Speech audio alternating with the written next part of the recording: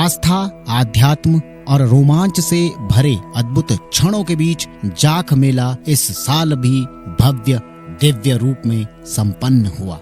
देवभूमि उत्तराखंड में आज भी उस देव शक्ति के अलौकिक दर्शन होते हैं जो अपने जीते जागते प्रमाण समस्त दुनिया के सामने रखती है। चाहे आज हम 21वीं सदी से आगे बढ़ चुके हों, लेकिन सदियों से चली आ रही कुछ ऐसी अनूठी परंपराएं हैं जिसमें एक विशाल अग्निकुंड के धधकते अंगारों पर नर देवता नृत्य करते हैं। ढोल, दमाऊ, भंकोरे और जय जाग देवता के गगन भेदी जयकारों के बीच होने वाला ये देव नृत्य श्रद्धालुओं के रोंगटे खड़े करने वाला एक दृश्य बन जाता है और इस अद्भुत परंपरा को देखकर समस्त विश्व, समस्त दुनिया हैरान है, देखने वाले हैरान हैं। नरपस्वा ने दहकते अंगारों पर नृत्य करके श्रद्धालुओं को विस्मित कर दिया और इस बार भगवान जाख ने 3 बार अग्निकुंड में प्रवेश करके भक्तों को आशीर्वाद दिया। परंपरा के अनुसार नर देवता को उनके मूल गांव से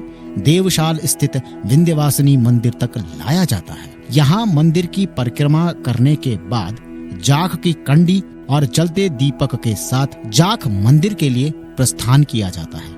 मंदिर पहुंचने के बाद बांझ यानी कि ओक के वृक्ष के नीचे ढोल सागर की थाप पर जयकारों के साथ में, घंटियों की आवाजें, भंकोरों के रुणाट के साथ में देवता अवतरित होते हैं। इसके बाद तांबे की गागर से भरे पवित्र जल से स्नान करा के देवता अग्निकुंड में उतरते हैं और लगातार 3 बार जलते लाल अंगारों पर नृत्य करके भक्तों को आशीर्वाद देते हैं। ये मेला सांस्कृतिक परंपराओं और कठोर धार्मिक भावनाओं से जुड़ा हुआ है, जिसके कारण यहाँ के निवासी हजारों की संख्या में पहुंचकर जाख राजा के दर्शनों के लिए आते हैं। गुप्तकाशी से करीब 6 किलोमीटर दूर स्थित जाख देवता का ये मंदिर, जहाँ पर भगवान यक्ष को पूजा जाता है, मेले से पहले नारायण कोटी, देवशाल और कोठड़ा गांव के लोग मिलकर पूजा की विधि के अनुसार मंदिर परिसर में एक भव्य विशाल अग्निकुंड का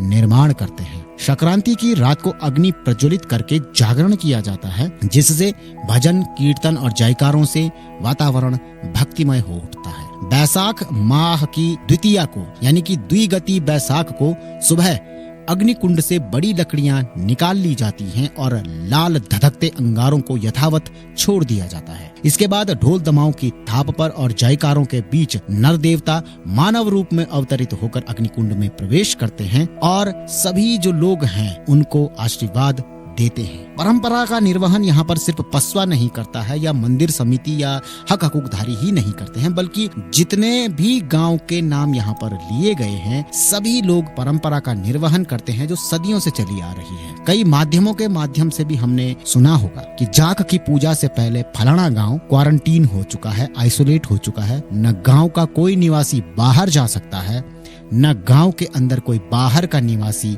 आ सकता है। यहाँ तक कि गांव के लोग इस परंपरा को निर्वहन करने से ठीक 1 हफ्ते पहले अपने सभी रिश्तेदारों, अपने सभी क्रियाकलापों, अपने सभी अनुष्ठानों और अपने सभी कार्यक्रमों को स्थगित कर देते हैं और उसके बाद इस गांव में इस परंपरा का पूरी पवित्रता के साथ में निर्वहन होता है। ये परंपरा 11वीं सदी से चली आ रही है और आज भी उसी स्वरूप में बिना छेड़छाड़ के आयोजित की जाती है। 3 दिन पहले कोठेड़ा नारायण कोटी गांव के भक्तजन लोग नंगे पांव जंगल में जाकर लकड़ियां एकत्रित करके मंदिर में लाते हैं और जाख देवता के मंदिर में कई टन लकड़ियों से भव्य अग्निकुंड तैयार किया जाता है। यहाँ की मान्यता है कि यहाँ की जो जाख देवता है उन्हें बारिश का देवता कहा जाता है और जाख का प्रकट यहाँ पर संवत 1111 से हुआ था।